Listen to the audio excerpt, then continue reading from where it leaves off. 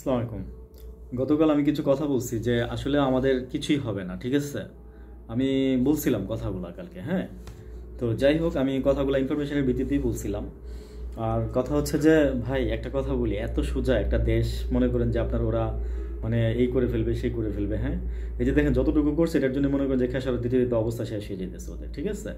আর এর মধ্যে যেটা হয়েছে সেটা হইতেছে যে আপনার কি বলা যায়, আজকে আপনার এই যে ওই হাসিনা যে ম্যাডাম হাসিনা যে প্রপাগান্ডাগুলো ছড়াইছে না, মানে ভয়েস প্রপাগান্ডাই তো এগুলো, ভয়েস কল যেগুলো এগুলো দিচ্ছে, যে এগুলো ওর যে মিথ্যা বক্তব্য যেগুলো আছে এগুলো সব বিআরটিসিকে নির্দেশ দিচ্ছে এগুলো সরাই ফেলানোর জন্য, বুঝছেন? তো ওই যে আমি কিছুদিন আগে বলছিলাম যে হাসিনার দিন মাত্র শুরু, খারাপের তো শুরু, এই মহিলা তো কিছুই বোঝে না আসলে। যাক, আমি মানে আগের ভিডিওতে অনেক কথা বলছি, তো শুনলে শুনে নিতে পারেন। আর হচ্ছে যে দেশের আল্লাহর মতো ভালো আছে, কিন্তু কিছু জিনিস খারাপ লাগে যে গরিব মানুষ ভালো নাই।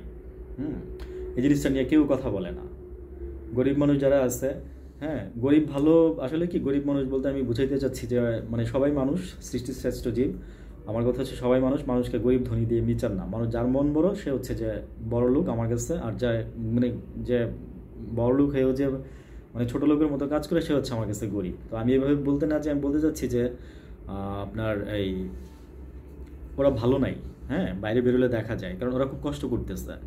তারপরে এই যে শীতের মধ্যে, হ্যাঁ, আমি একটা বাস্তব এক্সাম্পল দিয়ে বলি যে লোকটা ডিম বিক্রি করে, মহিলা গেলে উনি আসে, উনি গেলে মহিলা যায় এই শীতের মধ্যে, ঠিক আছে? তো এটাই না, শুধু আপনি দেখেন যে সারা ঢাকা শহরটা মনে হয় যেন একটা বাজার, ঠিক আছে? ঢাকা শহরটা মনে হয় যেন একটা বাজার। কালকে ডিএমপি কমিশনার বাহারুল আলম, হ্যাঁ, উনি এই মানে অনেক কিছু বলছে, উনি চ্যালেঞ্জ ছুড়ে দিচ্ছে। উনি কালকে একটা বৈঠক করছে, এই বৈঠকটার মধ্যে অনেক কথা বলছে, এবং মানে যারা এই কাজগুলো করবে চাঁদাবাজি বা এই সেই, এই একটা রিক্সাওয়ালা বছরে 36,000 টাকা চাঁদা দেয়, ঠিক আছে? দিন গড় হিসাব করে 36,000 টাকা চাঁদা দেয়। তো এই জিনিসগুলো নিয়ে আসলে কেউ ওইভাবে রিপোর্ট করে না। তো আরও কিছু জিনিস ভালো লাগছে যে সাংবাদিকরাও ভালো হইতে শুরু করছে আমার ধারণা। তো কীভাবে বলতেছি যে কালবেলা একটা রিপোর্ট করছে, এই মনে পৃথিবী মানে আমাদের যে সাংবাদিক জগতে মনে হয় এই প্রথম কালবেলা একটা রিপোর্ট করছে আপনার প্রথম আলোকে নিয়ে। প্রথম আলো লিখছে যে কিভাবে মানে একটা ছেলে, বাসার একটা ছেলে যদি ভালো হয়, নামাজ পড়ে, হ্যাঁ, তারপরে হচ্ছে যদি সালাম দেয়, ভদ্র ব্যবহার করে, নরম ব্যবহার স্বভাবের অধিকারী হয়, ওই ছেলেটাকে জঙ্গি জঙ্গি হিসাবে নাকি প্রথম সিমটম। তো এগুলো প্রথম আলো লিখছে, ঠিক আছে? এগুলো প্রথম আলো লিখছে। তো কালবেলা ওই জিনিসগুলো তুলে ধরছে করে এইগুলা মানে কালবেলা একটা নেগেটিভ রিপোর্ট করছে। তো ভাল লাগছে। কালবেলার যে সম্পাদক যদিও গ্রেফতার আছে, আমার কথা হচ্ছে কি জানেন, মিডিয়া মানে চাইলে ভালো করতে পারে। ভাই, এই দিনটা আসছে, ফিরে আসছে সামনে। আপনারা ভালো কিছু করেন, দেখবেন যে সবাই মিলে একটা ভালো কিছু করলে একটা ভালো কিছু আমরা মানে একটা মানে বালি দিয়েই তো ভাই একটা বিল্ডিং তৈরি হয়, একটা ইট বালু দিয়ে তো একটা বিল্ডিং তৈরি হয়। তো আমার কথা হচ্ছে আমরা আসেন না, আমরা সবাই এক একজন এক একটা ইট বালি হই, হ্যাঁ। ইট বালি বা এই মানে আমি এক্সাম্পল দিচ্ছি আর কি, যে চলেন না আমরা একটা মানে সুন্দর একটা দেশ গড়ি। আমার খুব ইচ্ছা, দেখে যেতে পারবো কিনা জানি না, ঠিক আছে? আমার খুব ইচ্ছা যে একটা দেশ, সুন্দর একটা দেশ দেখে যে আমরা আমাদের যে নেক্সট প্রজন্ম আছে ওরা সুন্দর করে বাঁচুক। হ্যাঁ, আমি আরও কিছু কথা বলি, সেটা হচ্ছে এই গভর্নমেন্ট যে মানে উদ্যোগগুলো নিতেছে অনেক ভালো, এখন ভালো কিছু হচ্ছে, কিন্তু ভাই খেয়াল রাখতে হবে কলসের নিচে দিয়ে কিন্তু একটু ফোঁটা আসছে, ঠিক আছে? তো ওই দিকে খেয়াল রাখেন সবাই। আর হচ্ছে যে আমি বলবো যে এটা আমি না, সবাই খেয়াল রাখবেন, ঠিক আছে? দেশের যারা ভালো চান, দেশের ম্যাক্সিমাম মানুষ ভালো চায়, দেশের 80% মানুষ ভালো চায়, এটা আমি জানি। এটা আমি অনেকভাবেই দেখছি। 70 থেকে 80% মানুষ দেশে ভালো চায়, আর 10-20% শয়তান তো থাকবেই, ঠিক আছে? আল্লাহ তাআলা শয়তান পাঠাইছিল তো ওই যে মানে কি বলে এই মানে এই সৃষ্টির সাথে সাথে তো শয়তান পাঠাইছে আল্লাহ। শয়তান রে এই মানে মানুষের ক্ষতি করার জন্য ইয়েটা দিচ্ছে। যখন আদম আলাইহিস সালাম যখন গন্ধম ফল খাইতে গেছে, তখনই এটা তো ওরই চক্রান্ত, খেতে চায় না ফার্স্টে, পরে তোরে খাওয়াইছে। আমরা সবাই জানি এগুলা, আমরা যারা মুসলিম তারা সবাই এগুলো জানি। তো আমাদের ওইখান থেকে আমাদের জাতির পিতা একটাই, ঠিক আছে, একজনই, আদম আলাইহিস সালাম, ঠিক আছে? এই শিক্ষাগুলো নিয়ে আমরা বড় হয়েছি, কিন্তু এই জেনারেশনকে মানে জাস্ট ইন্ডিয়ার স্বার্থে মানে আমাদের এই জেনারেশনটাকে একদম নষ্ট করে দিচ্ছিল। তাও ভাগ্য ভালো যে আমাদের এই যে ছোটো ভাই বোনগুলা মানে নষ্ট হয়ে যায় নাই।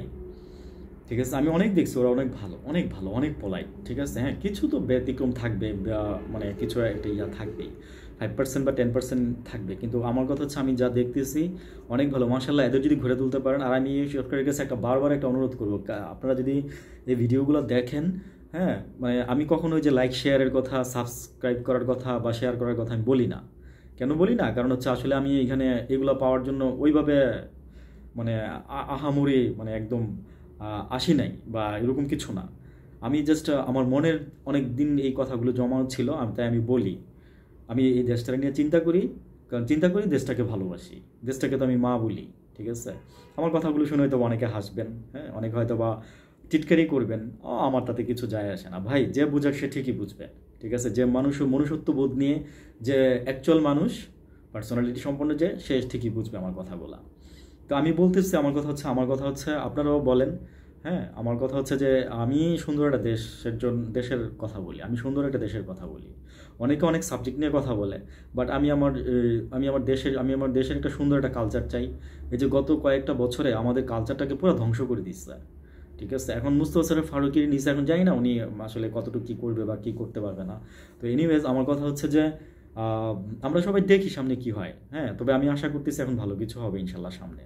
তবে অবশ্যই আমাদের গোয়েন্দা সংস্থাদেরকে মানে মানে রাস্তায় পুলিশ ভালোভাবে কাজ করতেছে দেখলাম, হ্যাঁ কিছু আওয়ামী পুলিশ তো রয়েই গেছে, এদেরকে আপনারা চিহ্নিত করে আস্তে আস্তে আস্তে আস্তে প্লিজ এগুলো মানে ভ্যানিশ করে দেন।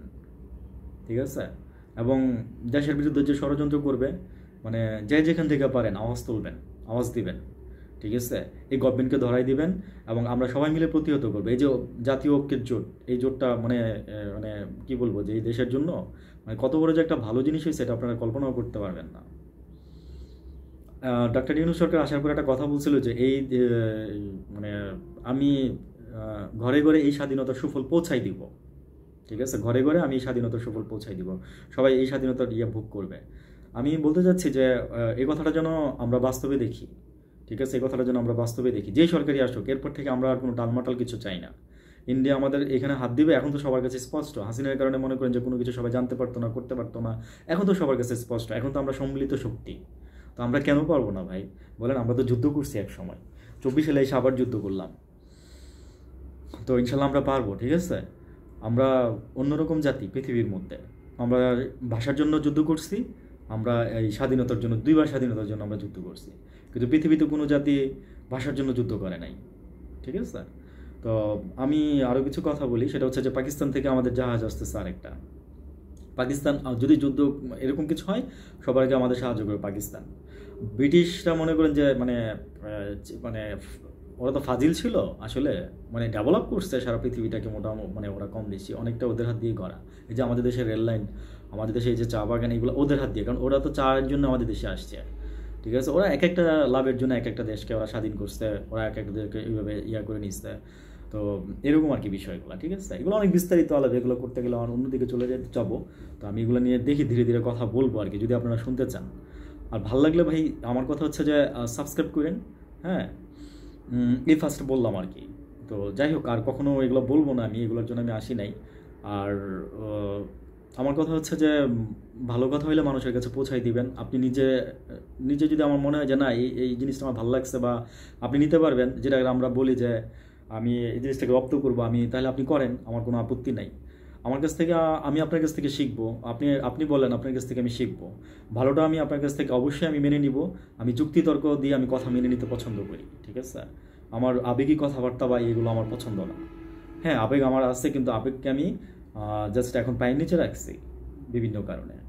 তো এনিওয়েজ, ভারত থেকে চিনি আসতেছে, হ্যাঁ আমরা আরও জাহাজ আসবে, আরও অনেক কিছু আসবে। ঠিক আছে, দেখেন ইন্ডিয়া দাদারা, আপনাদের কী লাভটা হয়েছে বলেন, কী লাভটা হয়েছে এই যেগুলা করে? চিন্ময় তো আপনাদের কোনো কিছু না, আপনারা ভালো করে জানেন। এই যে আপনারা গরু নিয়ে এত কিছু বলেন না, এই যে কোন এক ইয়াতে বলছিল গো অর্থ হচ্ছে আপনার, উনি নদীকে বুঝাইছে। ঠিক আছে, মানে আমি ডিটেলসটা আমার মনে নাই, তবে যারা জানেন তারা ইঙ্গিতে বুঝতে পারবেন।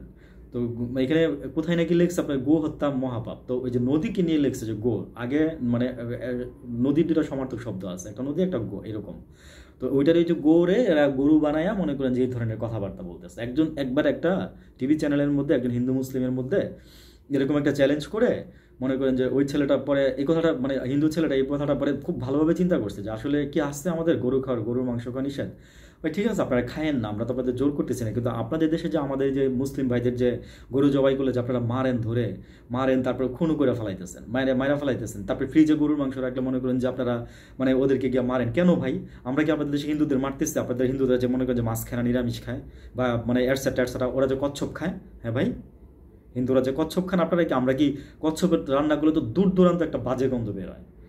আমার যেটা লাগছে ভাই আমি সেটাই বলছি, আপনার কাছে ভালো মজা লাগতে পারে, ভালো লাগতে পারে, ঠিক আছে? তো যাই হোক, আমাদের তো মানে কি বলবো যে এরকম শুনছিলাম আর কি, যে মানে হিন্দু ঘরের মধ্যে আমাদের খাওয়া ঠিক না, এই যে এই কচ্ছপের কারণে, কচ্ছপ রান্নার কারণে। এটা ছোটবেলায় আমরা শুনে আসছি, সত্য মিথ্যা জানি না। তো কি বলবো, এগুলা আসলে কি জানেন ভাই, মানে আপনাদের মেন্টালিটিটা উন্নত করেন আপনারা। মানে আমাদের পার্শ্ববর্তী দেশ, আমরা আপনাদের সাথে মিলেমিশে চলতে চাই। আর আমরা আপনাদের সাথে কোনো রকম মানে কি ইয়ে করতে চাই না। যা আমরা অনেক শান্তিপ্রিয়, আমরা মুসলিমরাই শান্তিপ্রিয়। সারা পৃথিবীতে দেখেন যে মুসলিমরা অনেক শান্তিপ্রিয়, ঠিক আছে? আমরা কারোর গিয়ে ভাই ওই যে কয় না যে আংরাই না আমরা কাউরে, ঠিক আছে? খাঁটি বাংলা শুদ্ধ ভাষায়, মানে খাঁটি ভাষায় বললাম, মানে খাঁটি বাংলা ভাষায় বললাম, শুদ্ধ ভাষায় বললাম না। কারণ অনেক সময় শুদ্ধ কিছু বলতে ইচ্ছা করে না ভাই, বুঝছেন? কারণ মাঝে মাঝে আপনাদের যে এরকম কিছু মানে কথাবার্তা আসে বলে। আর শুনেন, আজকে আপনাদের এই যে, হ্যাঁ আমি আরেকটা জিনিস থেকে বলতেছি, আরেকটা জিনিস রেফারেন্স দিয়ে বলতেছি, যে আপনারা হিন্দু ভাইরা বাংলাদেশে যারা আছেন এখন তো বুঝতেছেন যে দেশটা আপনাদেরও, আমাদের যে যেরকম সমান অধিকার, আপনাদের ঠিক সমান অধিকার ভাই। কেন বুঝছেন না কথাটা? যারা বিশৃঙ্খলা করতেছে তাদের বিরুদ্ধে আপনারা একটা মিটিং ডাকেন, একটা মিটিং করেন। এই কথাগুলো আমি বরাদ দিয়ে বলতেছি, কেউ একজন বলে গেছে। তো ওনার কাছ থেকে আমার ভালো লাগছে কথাগুলো শুনে। আমি বারবার নামটা নিতে চাই না, নামগুলো নিব না। তো যাই হোক, আমার কথা হচ্ছে আমি খবর রাখি, আমার কাছে নিউজ আসে প্লাস হচ্ছে মনে করেন যে আমি নিউজ নেই। তো এখন আমি অথেন্টিক নিউজ নেই। কেউ ফেক হলে বললেন যে এটা ফেক বলছি, হয়তো সামান্য দেশে দিক হতে পারে, কিন্তু ফেক কোনো কিছু বলি না, আমি জেনে কনফার্ম হয়ে বলি। আমি বলবো যে আপনারা হিন্দু ভাইরা যারা আছেন তারা একটা মানে সভা করেন আমাদের মানে বাংলাদেশে, মানে আপনারা প্রতিবাদ জানান যে আমরা এখানে ভালো আছি।